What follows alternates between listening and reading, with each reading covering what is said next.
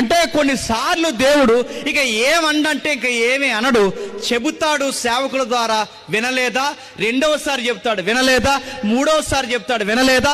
నాలుగోసారి చెప్తాడు, వినలేదా? ఇక ఎన్నిసార్లు చెప్పినా వినడం లేదా, వదిలేస్తాడు. చెప్పి చెప్పి వినకపోతే వదిలేస్తాడు. ఎన్నిసార్లు చెప్పినా వినకపోతే బైబిల్ ఏముందో చెప్పండి? చెప్పా చేయకుండా హఠాత్తుగా మరణంలో పడతాం. ఒకసారి చెప్తాడు, 2 సార్లు చెప్తాడు, 3 సార్లు చెప్తాడు, 4 సార్లు చెప్తాడు, 5 సార్లు చెప్తాడు. ఇక నీకు ఎన్నిసార్లు చెప్పాలి? తోటి విశ్వాసుల ద్వారా చెప్తున్నాడు, తప్పు చేస్తున్నావురా అని.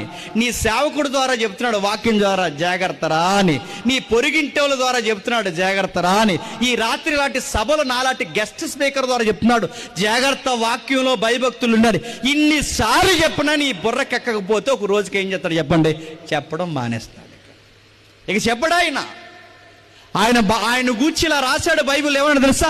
నా ఆత్మ ఎల్లప్పుడూ, చెప్పండి, వాదించదు.